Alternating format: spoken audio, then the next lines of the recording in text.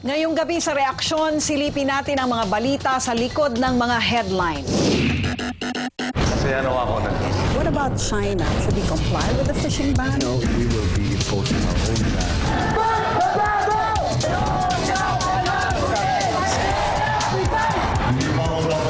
Hindi ba may balak kang tumakbo ulit? I vote to hold the Chief Justice guilty. Ako po si Lucy Cruz Valdez. Samahan niyo po ako sa isang malalimang pagtalakay sa mga balita at pag-usisa sa mga kontrobersya. Ikaw at ang balita, reaksyon. Yung anak ko, 5 months. Hindi ko nahipo. Kahawakan ko, patay na. Alam niyo, pag narinig niyo ang boses ng Panginoon, lahat kayo matakot gumawa ng kasalanan. Pwede ko ba kayo tanungin kung sino ang personal choice niyo kung kayo ho si Pinoy? Walang hirap naman ata niya. No? Karamihan sa binoto ko, pumasok sa 8. Kahapon, isang emosyonal na Senador Tito Soto ang nasaksihan ng publiko. Sa kanyang privilege speech sa Senado, inisa-isa niya ang mga dahilan kung bakit tutol siya sa RH Bill. Ang pinakamabigat daw dito, ang pagkamatay ng dapat ay panganay niyang anak na lalaki dahil sa contraceptives. Nauna rito, inihayag ng psychologist na si Dr. Margie Holmes sa isang open letter ang kanyang pagtataka sa pagtutol sa RH Bill ng Senador na anyay animoy may taglay na senatorial sperm. Alamin natin ang buong kwento mula kay Mayan Guzman. Kaliwat kanan ng pagbatikos kay Senador Tito Soto, kine-question ang kaniyang mga motibo sa pagpigil na maipasa ang Senate Bill 2865 o an act providing for a national policy on reproductive health and population development bilang batas. At para sa Senate Majority Leader, ang laban na ito ay personal. Nagsasabi political daw dahil sa eleksyon siya. Ay, hindi. Malayong malayo. Ito, hindi trabaho lang. Personalan to. My family is a victim. Contraceptives. Naninindigan ang senador sa kaniyang pagiging pro-life, kaya tutol siya sa RH Bill. Sir, pinagsasabi, 4 lang naman daw kasi yung anak niya na kayang-kaya yung suportahan. Paano naman daw yung mahihirap na maraming anak? They are completely wrong sapagkat yung sinasabi nila, pag napasa itong RH Bill, hindi naman masasagot yung 11 anak ngayon eh.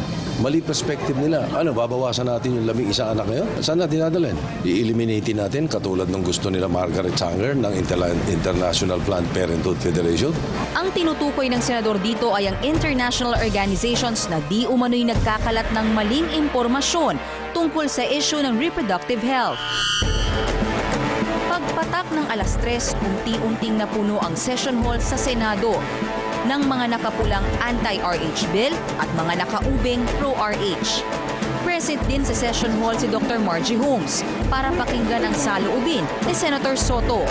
Una nang ipinahayag ni Dr. Holmes ang pagbatiko sa pagiging anti-RH ng senador sa pamamagitan ng isang open letter para rito na lumabas sa interaction.com, ang online news portal ng TV5.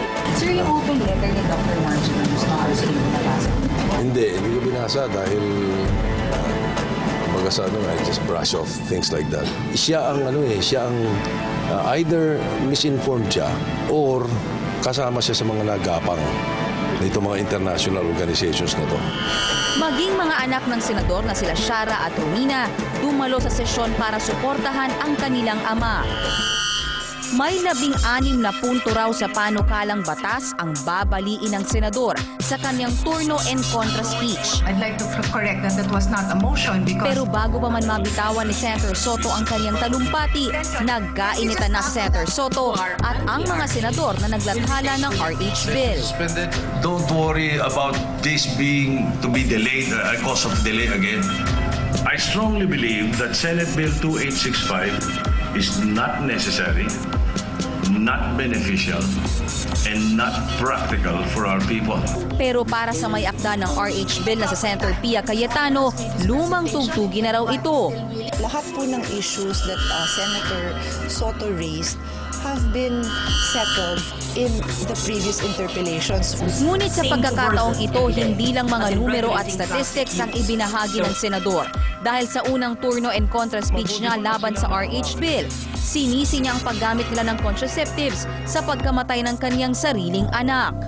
Nawalan po kami ng anak dahil sa contraceptives. In 1973, my eldest daughter was born. Helen was still doing movies and television activities. So she decided to heed what a doctor friend suggested, that she take contraceptives. She did. After a few months, by 1974, Helen became pregnant, even though she was taking contraceptives. She gave birth to my real first son, who we named Vincent Paul. He was born with a weak heart.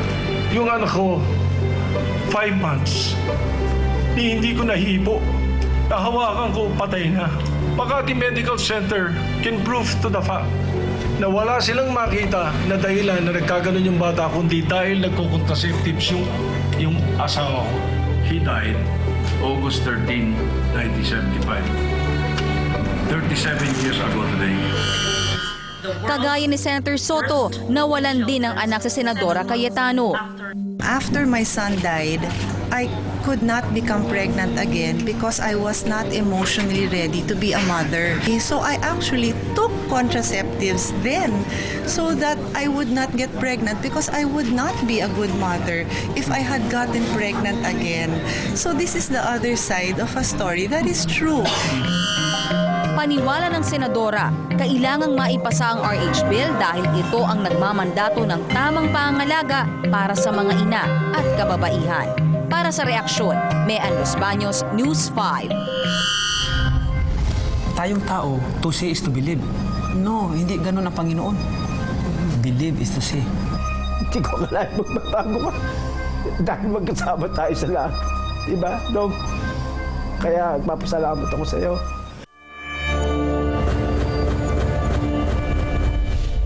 Lahat na yata ng sikat na larangan pinasok na ni Manny Pacquiao. Boksingero, kongresista at artista. Pero ngayon, kakaibang bagay ang kanyang kinakareer. Sa isang engranding praise and worship meeting sa Smart Araneta Coliseum, nagpakilala si Manny bilang isang preacher o tagaturo ng salita ng Diyos.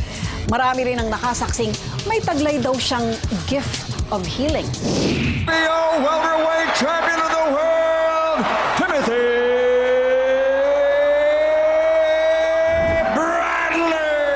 Maluwag na tinanggap ni Manny Pacquiao ang pagkatalo sa kontrobersyal niyang laban kay Timothy Bradley. Pag-uwi ng Pilipinas, itinuloy pa rin ng kampo ni Pacman ang isang malaking Thanksgiving party. Plano na ito ni Pacquiao nang makausap ko siya sa Los Angeles 1 linggo bago siya nakipagbakbakan kay Bradley. Naka-rosary ka pa dati. So alam ng tao na madasalin ka. So ano nangyari sa'yo at bigla kang napapaaral ngayon ng salita ng Diyos? Alam mo, nagdadasal ako, palagi ako nagdadasal. I believe God. But when I read my manual, alam kong yung marami, di ba sabi nga, why do you call me Lord, Lord, and you do not do what I say? Overnight ba nangyari yan? Parang bigla na lang tumigil ka na, nag-cold turkey ka na sa alak, nag-cold turkey ka na sa... So gusto kong, on July 28, I will make the whole story of that. Why I turned 180 degrees and walk away on that worldly life. Kaya naman tinanggap namin ang panyayang ito ni Manny. You put on you. Maaga pa lang umapaw na ang buong Araneta sa dami ng fans niya ng araw na yon. Gusto namin marinig yung patotoo ni Pacquiao. Kakaibang Pacman ang nakita ng lahat. Imbis na hiyaw mula sa kanyang mga taga-suporta bilang boksingero, ingay ng mga pagpupuri sa Diyos ang sumalubong sa kanya. Sa wakas, ikinuwento na ni Manny sa gitna ng libo-libong tao ang misteryong matagal na niyang tinago. Nanaginip ako isang gabi, hindi ko ma-explain kung gaano kaganda kung nasaan ako yung lugar na yon. Nakaluhod ako at umiiyak na humingi ng tawad sa Panginoon. Maya-maya narinig ko napakalaking buses. Alam nyo, kung pag narinig nyo ang buses ng Panginoon, lahat kayo matakot gumawa ng kasalanan. Noon, hindi ko kayang mag-resist sa devil. Pag may mga chicks na magdadaan, gagano yung mata ko. Pero ngayon, because I have strong spirit, ang tinitingnan ko na lang na